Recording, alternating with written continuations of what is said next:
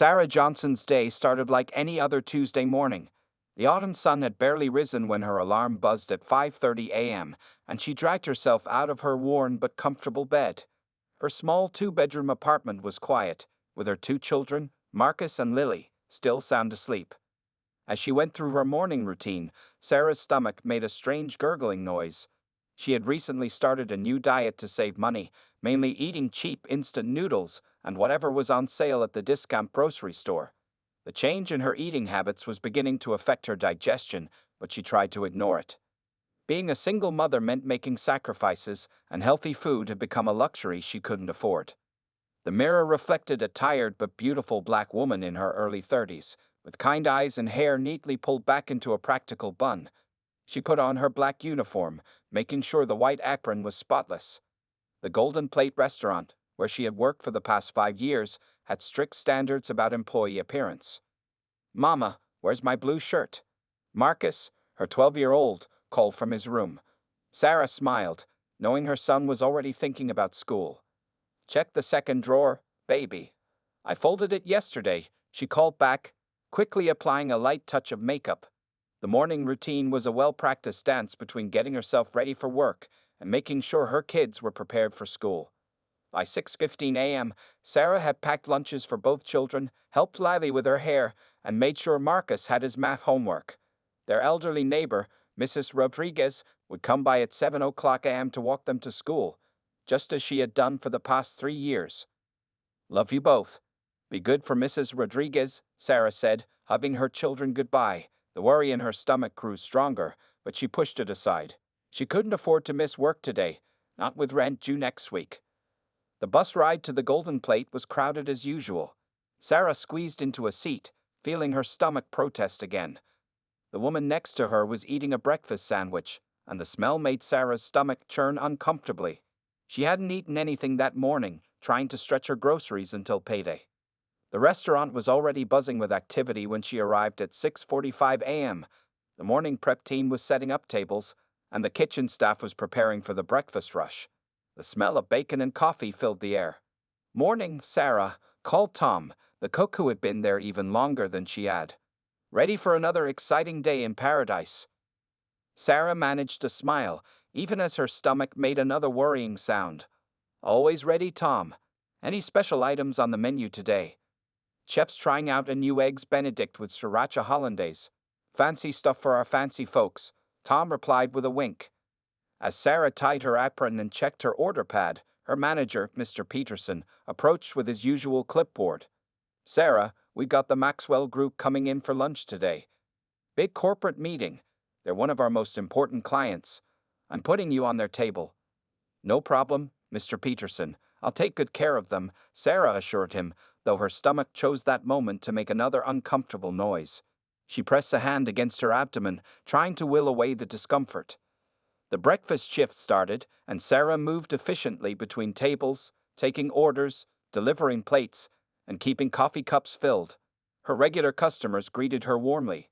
She had served many of them for years and knew their orders by heart. "The usual, Mrs. Henderson?" she asked the elderly woman who came in every Tuesday for blueberry pancakes. "You know me too well, dear," Mrs. Henderson replied with a warm smile. By 10:30 a.m., the breakfast rush was winding down, and the restaurant was preparing for the transition to lunch service. Sarah took her quick break, sipping water in the back room and trying to ignore the increasingly frequent stomach gurgles. She had dealt with worse before: the flu season last year, morning sickness during both pregnancies, even food poisoning once. She could handle this.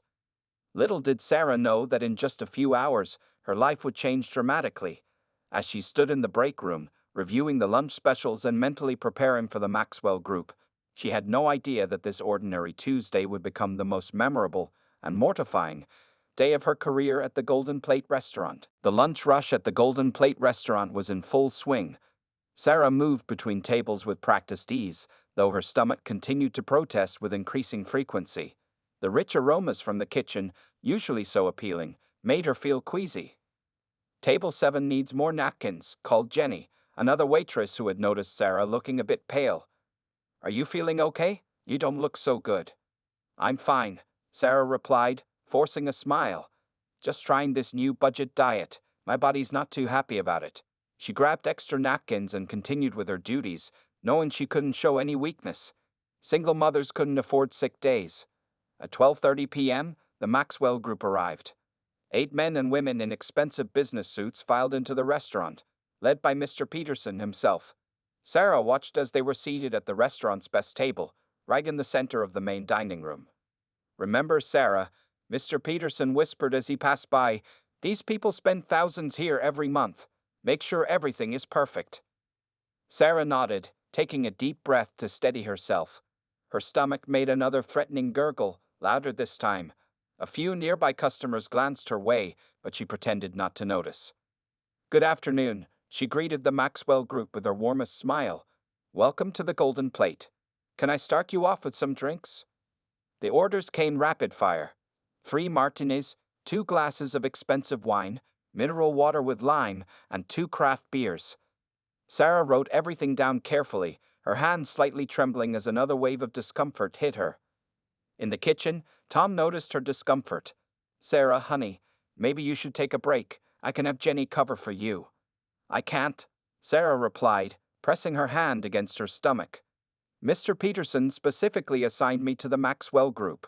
Besides, I need the tips from this table. Lily's growing so fast, she needs new shoes again." The drinks were delivered without incident, and Sarah took their lunch orders. The group was demanding special requests, substitutions, and detailed questions about every dish. One woman wanted to know the exact origin of the salmon, while a man insisted his steak had to be cooked at precisely 135 degrees. Between taking their orders and checking on her other tables, Sarah made frequent trips to the bathroom. Each time, she splashed cold water on her face and tried to pull herself together. The mirror showed her makeup was starting to fade, and stress had added lines around her eyes. "Just get through the next hour," she whispered to herself. "Just one more hour." Back in the dining room, Sarah noticed Mr. Peterson watching her closely. She straightened her posture and put on her best professional face, even as her stomach churned dangerously. The Maxwell Group's appetizers arrived: expensive salads, fancy soups, and 1 plate of imported cheese that cost more than Sarah made in a day. As she served them, she could feel sweat forming on her forehead. "Is everything to your liking?" she asked, her voice slightly strained. "The soup could be hotter," one man complained, barely looking up from his phone. "I'll take care of that right away, sir," Sarah replied, picking up the bowl. As she turned to head back to the kitchen, her stomach made the loudest gurgle yet. Several heads turned in her direction. The kitchen was chaos as the lunch rush peaked. Tom was shoving orders, line cooks were rushing to keep up, and servers darted in and out with loaded plates. Sarah reheated the soup and prepared to return to the Maxwell table, where the main courses were already being lined up for delivery. "Sarah, take table 12's orders too," Jenny called out as she rushed past with a full tray. Balancing multiple tasks while fighting her rebellious stomach, Sarah felt overwhelmed. The heat from the kitchen, the stress of the demanding customers, and her body's increasing protests created a perfect storm of anxiety. As she approached the Maxwell table with their main courses balanced expertly on her arms, Sarah could feel something was terribly wrong. Her stomach wasn't just gurgling anymore, it was staging a full rebellion. The expensive plates of food felt heavier with each step, and the faces of the business executives seemed to blur together. What happened next would change everything, but for now, Sarah was still holding on, one step at a time, praying she could make it through this service without incident. The clock on the wall showed 1:15 p.m., a moment that would soon be forever etched in the Golden Plate restaurant's history. Time seemed to slow down as Sarah approached the Maxwell table with their main courses. The weight of the expensive plates felt like lead in her arms, and the churning in her stomach had reached a critical point. "Here's the medium-rare ribeye," she announced, carefully placing the first plate down. The rich aroma of perfectly cooked steak wafted up, making her stomach lurch dangerously. 3 more plates to go. "And the grilled salmon with asparagus," she continued, her voice slightly strained. The business executives barely acknowledged her, engaged in their important conversation about quarterly reports and profit margins. As Sarah leaned forward to place the 3rd plate, an expensive pasta dish with truffle shaving, it happened. The pressure that had been building all morning finally found its release. The sound that escaped her body was unmistakable, echoing through the suddenly silent restaurant like a thunderclap. Time froze.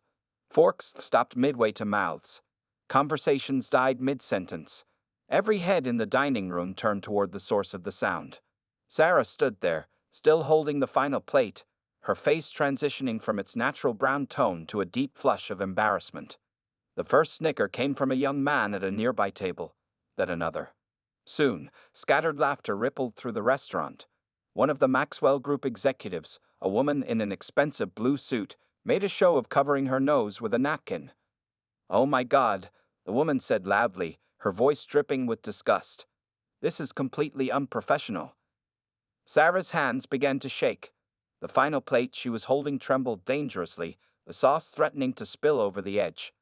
I'm so sorry," she stammered, her voice barely above a whisper. Mr. Peterson materialized beside her as if summoned by the commotion. His face was a mask of barely contained fury. "Sarah, please step away from the table immediately," he hissed through clenched teeth. But the Maxwell Group wasn't finished. The man who had complained about his soup earlier pulled out his phone, a smirk on his face. "This is going on Twitter," he announced to his colleagues. "Can't believe what just happened at the Golden Plate. #dining disaster." Sarah carefully set down the final plate, her hands trembling so badly she nearly dropped it. The room seemed to spin around her. She could hear whispers, giggles, and the distinct sound of several phones taking videos or pictures. "I really don't feel well," she managed to say to Mr. Peterson, who was now steering her away from the table with a firm grip on her elbow. "Break room. Now," he ordered, his voice cold. As Sarah walked through the dining room, she felt every eye on her. Jenny tried to catch her eye sympathetically, but Sarah couldn't bear to look at anyone. Tom stuck his head out from the kitchen, concern written across his weathered face. In the break room, Sarah collapsed onto a chair, her face in her hands. Tears began to fall, smearing her carefully applied makeup. All she could think about was her children, her rent, her bills. 5 years of perfect service, and now this. "This is completely unacceptable," Mr. Peterson began, pacing the small room. "The Maxwell Group spends thousands here every month. They're influential people in this city. Do you have any idea what this could do to our reputation?" "I'm sorry," Sarah repeated, her voice breaking.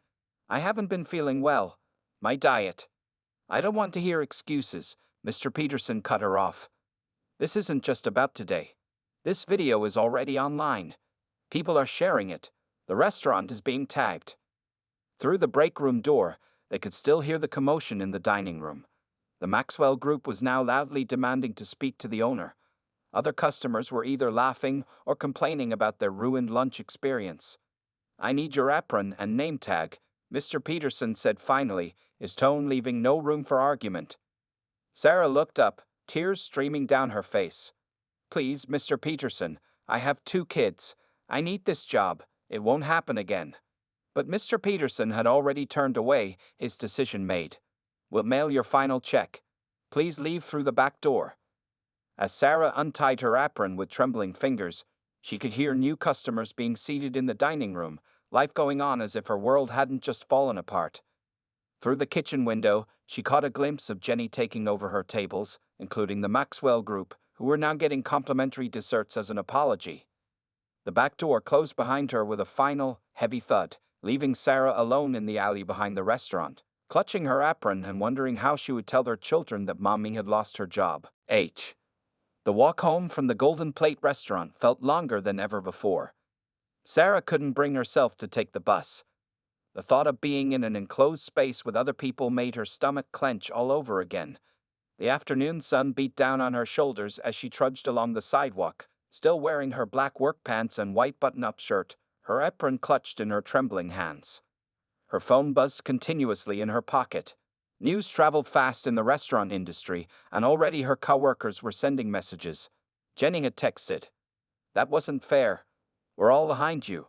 Tom sent a simple, "Call me if you need anything, honey." But Sarah couldn't bring herself to respond to any of them. As she passed by the window of a coffee shop, she caught sight of a group of young people laughing at something on a phone. Her heart sank. She didn't need to see the screen to know what they were watching.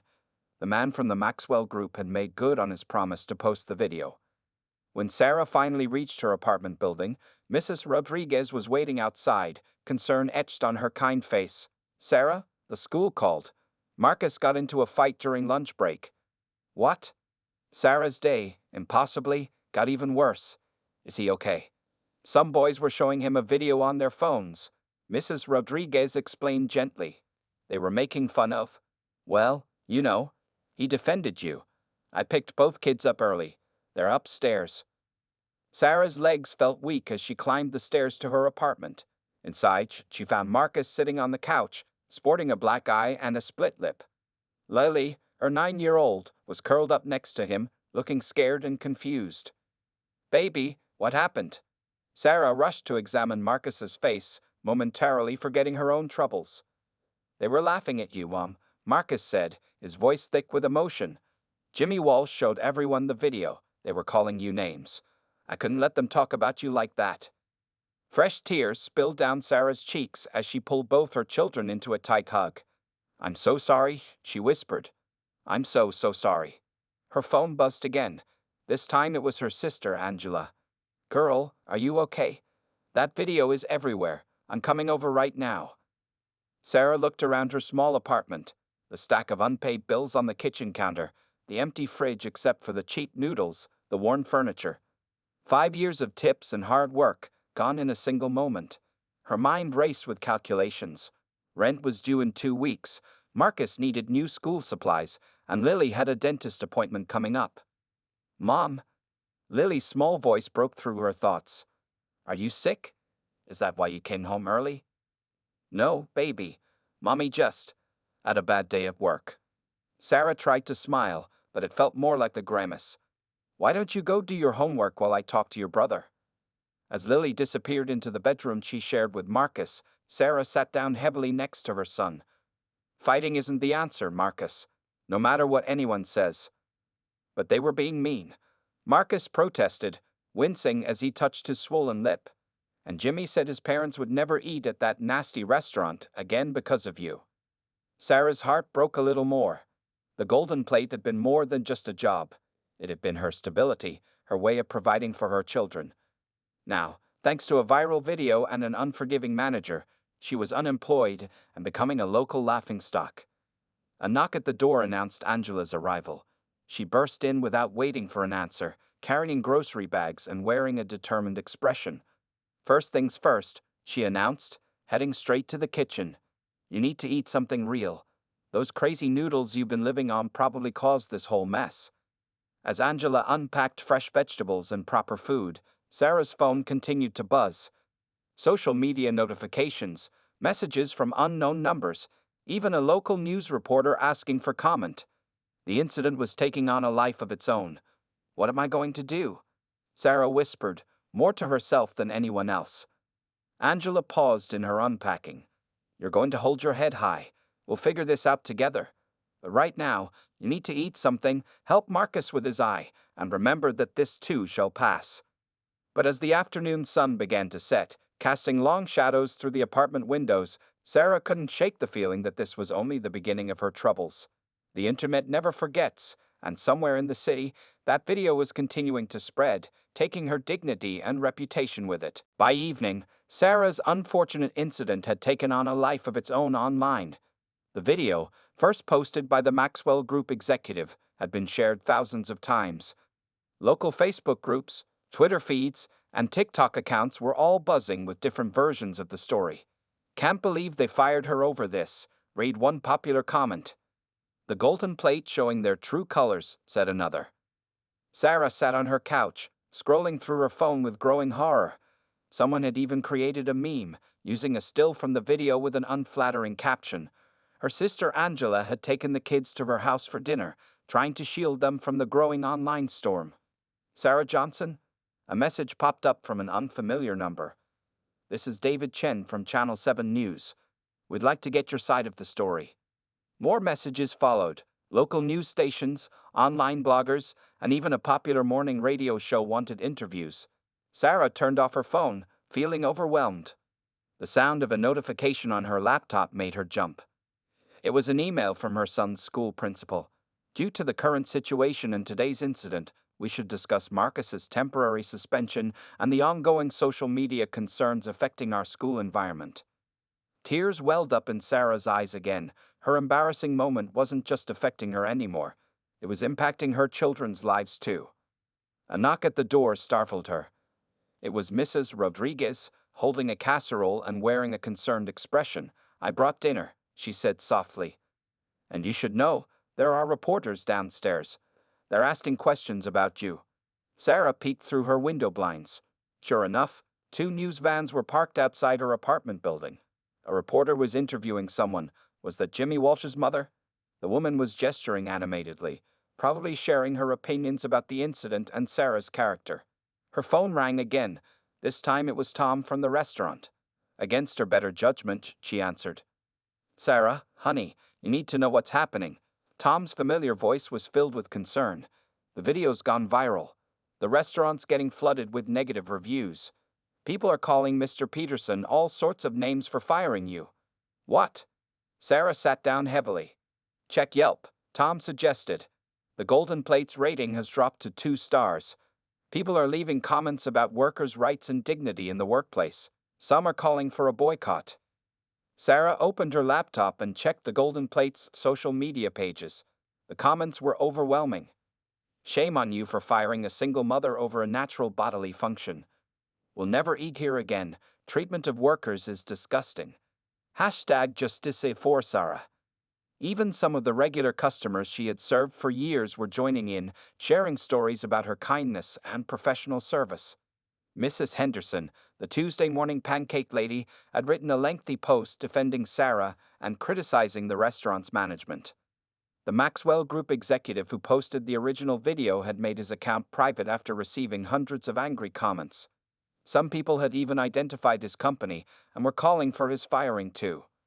"It's crazy out there," Tom continued. "Mr. Peterson's having an emergency meeting with the owner right now. The PR nightmare is getting worse by the minute." Sarah ran her hands through her hair, trying to process everything. Just this morning, she had been worried about paying rent and buying school supplies. Now she was trending on social media, reporters were camping outside her building, and her former workplace was facing a public relations crisis. Her laptop pinged again. This time it was an email from a law firm. "Dear Ms. Johnson, we specialize in workplace discrimination and wrongful termination cases. Given the circumstances of your dismissal from the Golden Plate restaurant, we believe you may have grounds for legal action." The sound of more cars parking outside drew her back to the window. 3 more news vans had arrived. People with cameras were gathering near the building's entrance. "What am I supposed to do now?" Sarah whispered to herself, watching as the crowd below grew larger. Her phone buzzed with a text from Angela. "Don't worry about the kids tonight. They're safe here. Just stay inside and don't talk to any reporters. This will all blow over." But as Sarah watched her story spread across the internet, gaining momentum with each share and comment, she knew this was far from over. Her private embarrassment had become a public spectacle, and somewhere between the viral video and the social media storm, she had become an unwitting symbol of something much bigger than herself. The morning after the viral incident, the Golden Plate restaurant was in chaos. Mr. Peterson sat in the owner's office, his normally neat appearance disheveled from a sleepless night. Across from him, Mrs. Diana Chen, the restaurant's owner for the past 20 years, reviewed the latest social media reports on her iPad with a grim expression. "Over 50,000 shares now," Mrs. Chen said, her voice tight with concern. "The morning news shows are picking it up. We've lost 3 major corporate accounts, including the Maxwell Group." Mr. Peterson loosened his tie nervously. "I was just following protocol, Mrs. Chen. We can't have staff members creating disturbances in the dining room." "Protocol?" Mrs. Chen put down her iPad sharply. "Show me where in our protocol it says to fire a single mother of 2 over a bodily function. A woman who's worked here faithfully for 5 years." Before Mr. Peterson could respond, Tom burst into the office without knocking. "You both need to see this," he said, holding up his phone. "They're organizing a protest outside the restaurant. Some local civil rights groups are involved now. They're saying it's discrimination." Through the office window, they could see a growing crowd gathering on the sidewalk. People carried signs reading "Justice for Sarah" and "Workers have rights." Local news crews were setting up their cameras. Mrs. Chen stood up and began pacing. The restaurant review sites are destroying us. Reservations are being cancelled. Even our loyal customers are turning against us. She turned to Mr. Peterson. And now I hear the woman's son got into a fight at school because of this. Mr. Peterson shifted uncomfortably in his chair. The Maxwell Group was threatening to leave anyway. We couldn't risk. The Maxwell Group? Mrs. Chen interrupted. You mean the same Maxwell Group whose executive posted that cruel video? The one who's now being investigated by his own company for cyberbullying? A knock on the door introduced Jenny, who looked nervous but determined. The morning staff is here, but, well, half of them are saying they won't work unless Sarah gets her job back. Tom nodded in agreement. The kitchen staff feels the same way. Sarah's one of us. What happened to her could happen to any of us. Mrs. Chen sat back down heavily in her chair. The sounds of the protest outside were growing louder. Through the window, she could see more people joining the crowd, some carrying fresh signs and banners. Her phone buzzed. Another email from their corporate office. Urgent. Media response needed. The local news stations were requesting official statements. Social media influencers were sharing the story with millions of followers. Even celebrity chefs were weighing in, condemning the restaurant's actions. Get Sarah on the phone, Mrs. Chen finally said, her voice firm. We need to fix this. But when they tried calling Sarah's number, it went straight to voicemail. According to Jenny, Sarah hadn't responded to any messages since yesterday. She's probably overwhelmed, Tom said defensively. Have you seen what's happening online? Everyone wants to interview her. News vans are camping outside her apartment. Mrs. Chen walked to the window, watching as the protests grew larger. 20 years of building this restaurant's reputation, and now it was crumbling over one viral video and a hasty decision. Mr. Peterson, she said without turning around, draft a formal apology from the restaurant. Make it sincere. Acknowledge our mistake. Offer Sarah her job back with a raise and compensation for emotional distress. But Mrs. Chen. No buts, she cut him off. And after you're done with that, review our employee policies. All of them. This kind of thing should never happen again. The protests outside grew louder as more people joined. Local business owners from neighboring shops were coming in, concerned about how the situation was affecting the entire street's foot traffic. One more thing, Mrs. Chen added, turning to face Mr. Peterson. After you finish the apology, clear out your office. We'll need a new manager who understands that our employees are human beings, not disposable assets. As Mr. Peterson left the office, his shoulders slumped in defeat. Mrs. Chen looked back out at the growing crowd. Somewhere out there, Sarah Johnson was probably hiding from the media storm, unaware that her embarrassing moment had sparked a larger conversation about worker dignity and human rights. The question now was, would Sarah even want to come back? And could the Golden Plate's reputation survive this crisis? The answers to these questions would depend on what happened next. Sarah sat in her sister Angela's living room, watching her children play video games with their cousins. She had been staying there for 3 days now, avoiding the media circus outside her apartment building. Her phone lay silent on the coffee table. She had changed her number after receiving hundreds of calls from reporters and strangers. Look at this, Angela said, showing Sarah her laptop screen. A GoFundMe page titled, Support Sarah Johnson. Unfairly fired single mom had appeared yesterday. The total was climbing rapidly. $5,000, $12,000, $25,000. Who started this? Sarah asked, her eyes wide at the growing number. Mrs. Henderson, your Tuesday pancake lady, Angela smiled. She wrote this beautiful story about how you remembered her husband's coffee order even after he passed away, and how you always saved the corner booth for them because it was their special place. The doorbell rang. Angela checked through the peephole before opening it. It was Tom from the restaurant, carrying several bags of groceries. The kitchen staff wanted you to have these, he said, setting down the bags. And there's something else you should know. Half the staff walked out this morning. They're demanding changes in worker protection policies. Sarah shook her head in disbelief. They shouldn't risk their jobs for me. That's not all, Tom continued. Remember that business executive who posted the video? His company put him on administrative leave. They're calling it conduct unbecoming of a corporate leader. Marcus looked up from his video game. Mom, my teacher said I don't have to serve my suspension. The principal called and apologized. The local news played quietly on the TV in the background. A reporter stood outside the Golden Plate, where the protests had grown into a full movement. Local labor unions had joined in, using Sarah's story to highlight worker rights issues. Signs bobbed in the background: "Workers deserve dignity," and "Stand with Sarah." "There's more," Angela said, scrolling through her phone. "Look at these job offers." Sarah leaned over to look. Several local restaurants had reached out, offering her positions with better pay and benefits than she had at the Golden Plate. One upscale cafe owner wrote, "Anyone who can maintain a perfect service record for 5 years is exactly who we need." The doorbell rang again. This time it was Mrs. Rodriguez, holding a stack of cards. "The neighbors wanted me to bring these to you," she said. "Everyone in the building signed them. We're all behind you, Sarah." As Sarah read through the cards, filled with kind words and support from her neighbors, tears began to fall. She had been so focused on the embarrassment, she hadn't noticed the wave of kindness rising around her. Her phone buzzed with a text from Jenny. "Mrs. Chen fired Peterson. She wants to talk to you.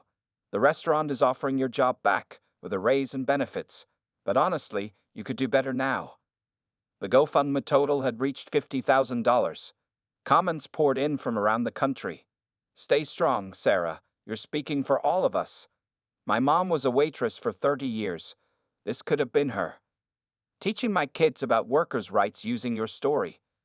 Local business owners had started calling Angela's house, offering everything from free groceries to legal services.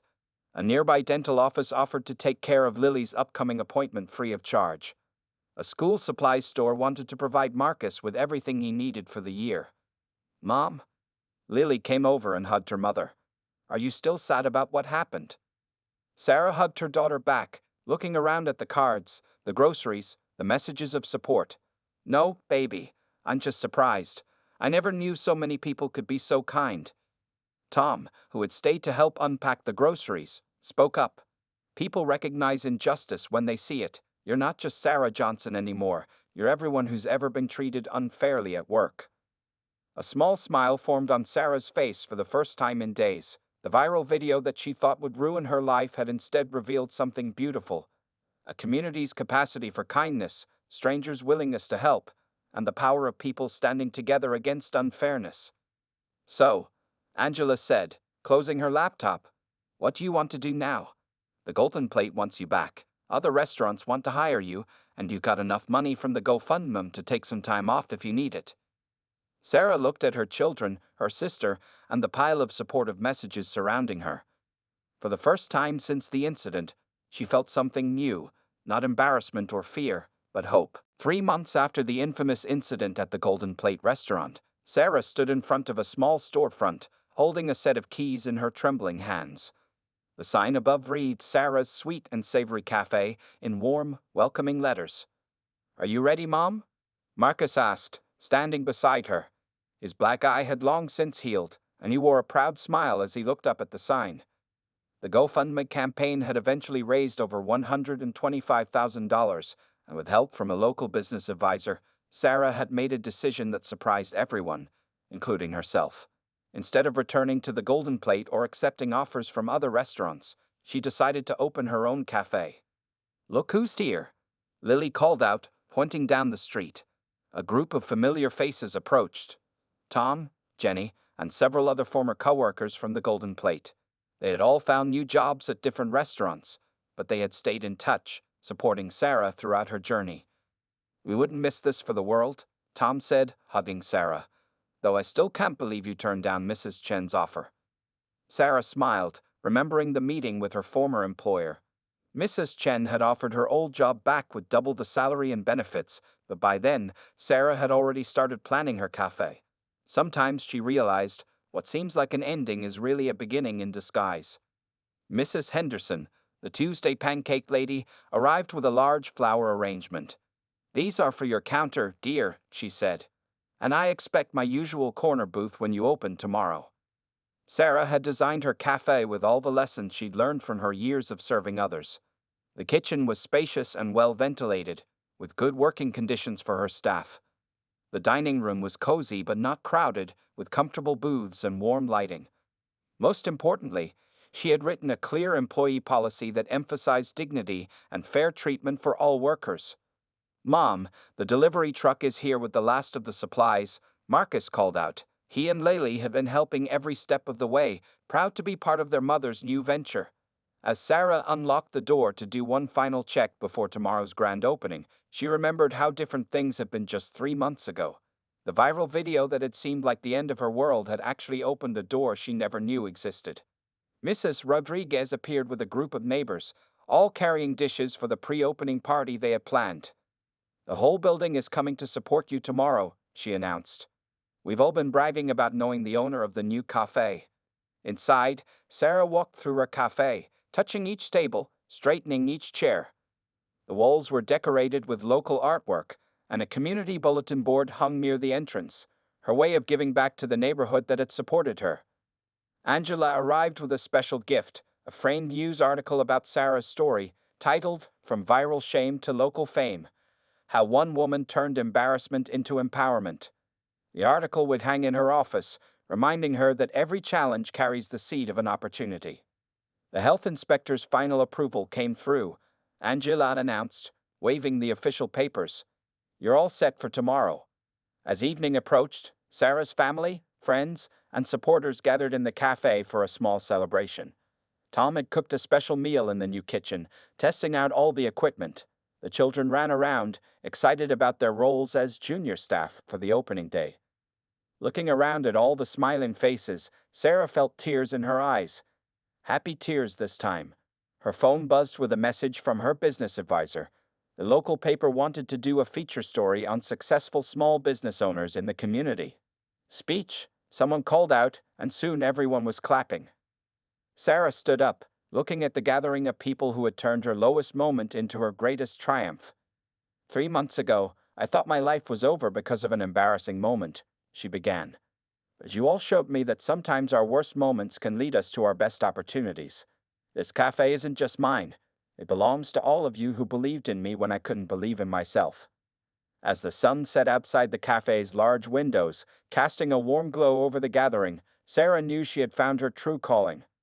Tomorrow, she would open her doors not just as a business owner, but as someone who had learned firsthand about the power of community, the importance of dignity, and the unexpected ways life can turn embarrassment into excellence. The end.